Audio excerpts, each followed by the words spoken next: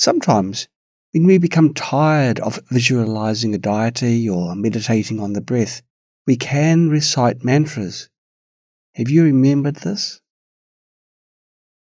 Mantra recitation can be done with or without a sound.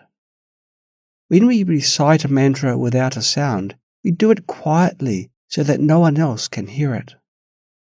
Traditionally, this is described as reciting the mantra so that the sound reaches only one's collar. When reciting a mantra, we should be aware of each syllable.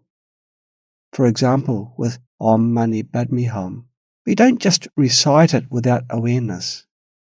Instead, we recite it very quietly so that others can barely hear it. Yet, we remain aware of the sound of the mantra without distraction. There is also mental recitation in which we do not use our voice. We count the mantras with a mala while reciting them in the mind. This practice stabilizes the mind and makes its focus on the mantra much clearer. When reciting mantras during meditation, do not use a mala. When can we use a mala? In daily life, for example, when walking or riding in a vehicle without other options for practice, you can use a mala to help focus the mind. When reciting mantras in a serene setting, however, using a mala can hinder your concentration and practice. While holding a mala, the mind is less focused and mental stability is not deep enough. When reciting mantras during meditation, forming mudras yields the best results. As for the method of recitation, as explained earlier, the sound should be just loud enough for yourself to hear. It should not reach those nearby, yet it should not be completely silent. This approach, used in the mind-in-mind practice, is called Vajra recitation and is the most effective. Loud recitation cannot be sustained, while silent recitation easily leads to drowsiness and distraction. This method is the easiest to maintain. One can recite for hours without fatigue or harm to the body. Loud recitation harms the vital energy, and silent recitation with unmoving lips harms the blood. Vajra recitation is the best approach. In fact, mantra recitation has many prerequisites, and the foremost is to arouse bodhicitta. Without bodhicitta, mantra recitation produces poor effects and may even lead to problems. Moreover, while reciting, one should hear each syllable clearly.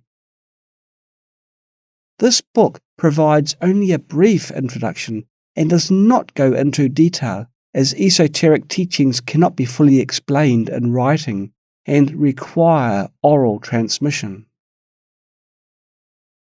There is also a mantra recitation method called recitation with cessation. In this approach, mental recitation is integrated with the breath, so it is not just a mental recitation. We recite one part of the mantra while inhaling, one part while holding the breath, and one part while exhaling, without producing any sound. For example, with the Guru Rinpoche mantra, one recites Om Ahong on the in-breath, Benza Guru Beme while holding the breath, and Siddhi Hong on the out-breath. This method is called recitation with cessation because it stops all thoughts. If you recite mantras in this way, thoughts will stop because it requires deep concentration on the breath and its integration with mantra recitation. As mentioned earlier, this breathing practice involves inhalation, holding, and exhalation, each combined with mantra recitation. Without focused attention, it is impossible to achieve this effect. When reciting Om Mahong, inhale. During the middle part, Benza Guru Bema, hold the breath, and with the final part, Siddhi Hong, exhale. This requires deep concentration. Therefore, reciting mantras in this way for a while can stop all wandering thoughts. Spiritual practice develops through training, like shooting. When aiming, you should not allow a single wandering thought to arise. If even one wandering thought appears, you cannot target accurately. You must remain steady and unmoving. The moment a distracting thought arises, you waver and lose focus. While aiming, there is a continuous, unmoving state. Maintaining this state is called concentration. This requires mental stability, which is cultivated over time. There is only one way: practice. There is no shortcut. It develops through consistent effort. To enter deep meditative absorption, we need to use this method. Begin by practicing inhalation, holding the breath, and exhalation. Start practicing in this way now. Why do I teach you Tomu meditation? Because it is simple, cultivating both physical wellness and mental stability, and laying a solid foundation for deeper meditation in the future. If someone practices it well, I will teach them more advanced meditation methods. After mastering this breathing practice, you can try reciting mantras. How to recite? Take Om Mani Padme Hum as an example. The method I used before was, while inhaling, recite Om Mani Padme Hum continuously until you cannot inhale any further. I didn't count the repetitions.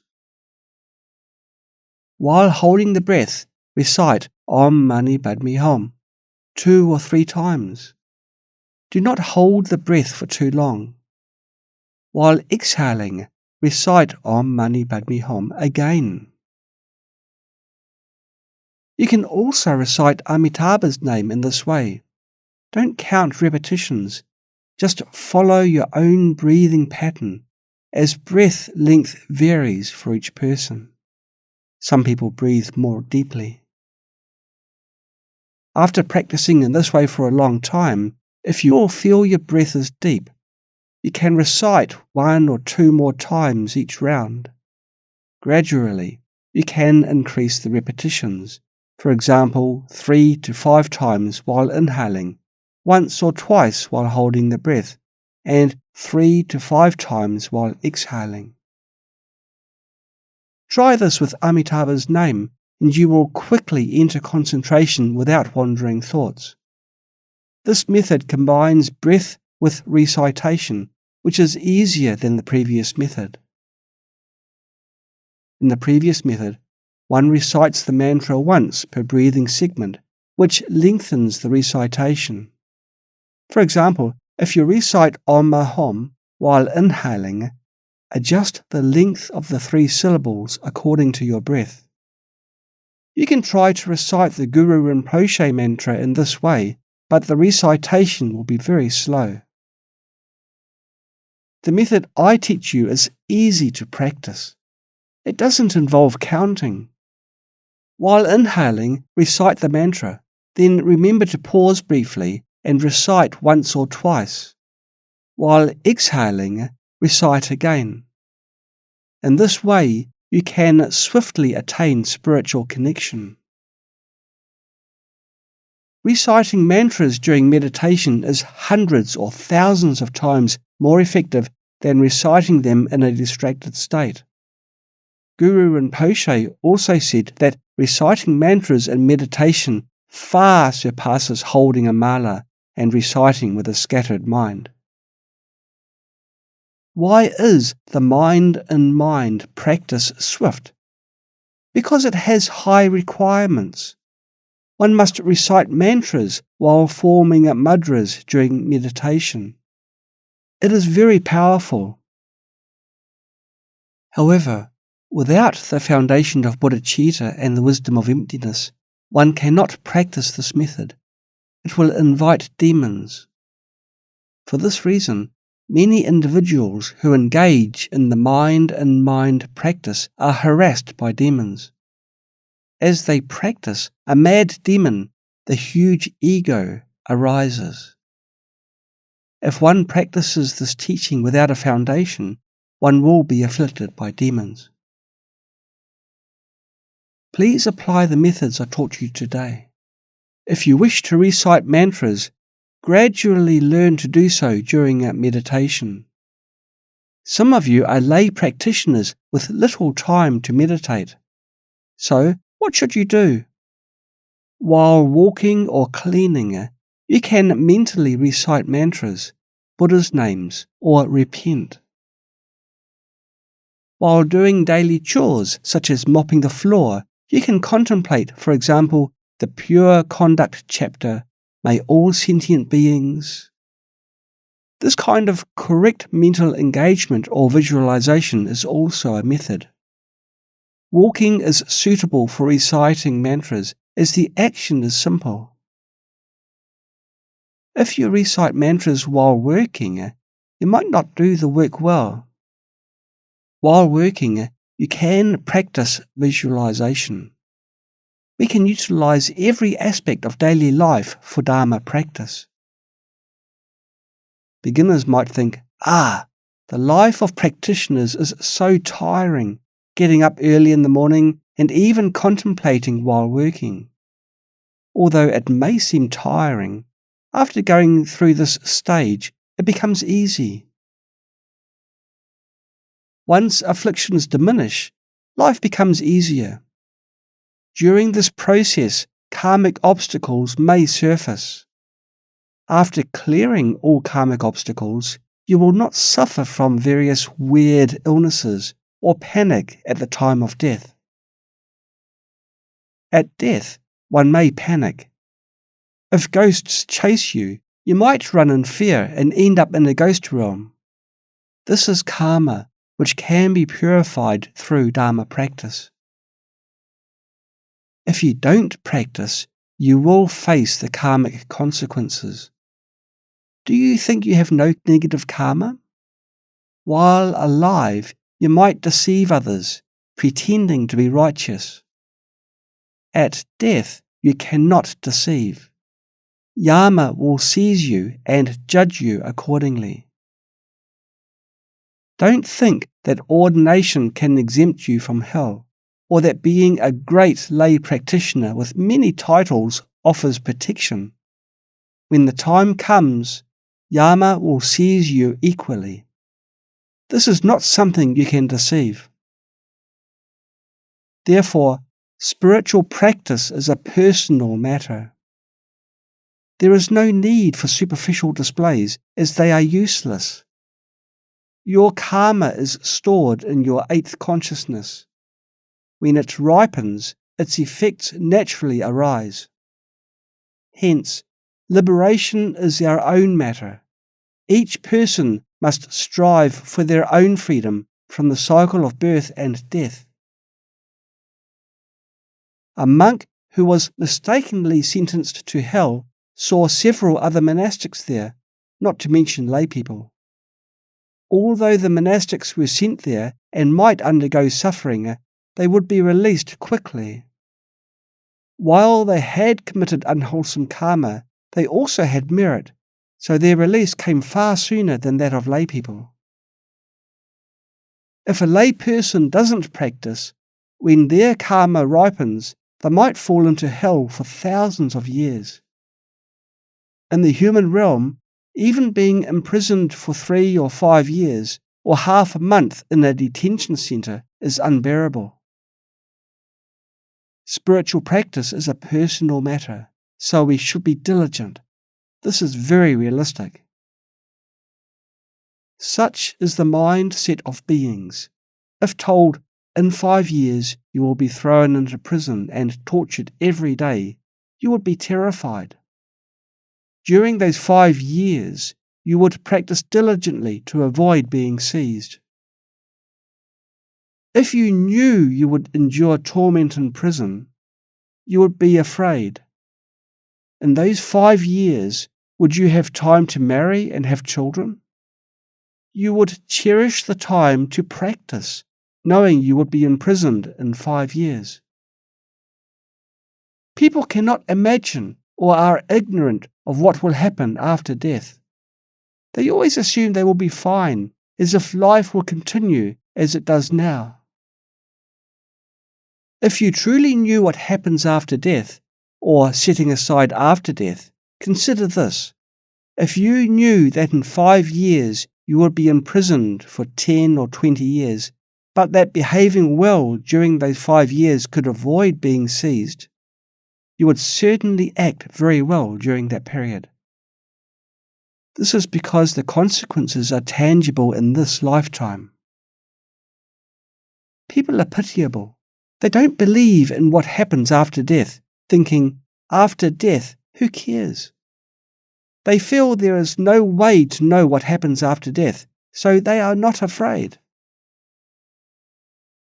Why are we practitioners so diligent? Because we believe the 3 lower realms exist, and after death we might fall into them. It is terrifying. There is no guarantee of being reborn as a human in the next life. Who dares to guarantee it?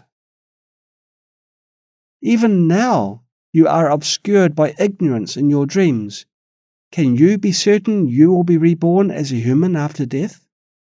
With so much negative karma, we must practice earnestly.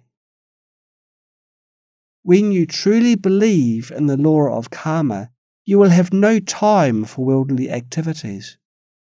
Spiritual progress requires actual practice and realization. It is like practicing the 10 wholesome actions. Those who follow the human and heavenly vehicle are practical because they need to uphold the 5 precepts and 10 virtues, embodying these principles. However, on the path to liberation, much of the practice is imperceptible to others. Only oneself knows and perceives one's own karma. The meditation method of recognizing the nature of the mind directly and nakedly seems appealing, but it is not easy to practice.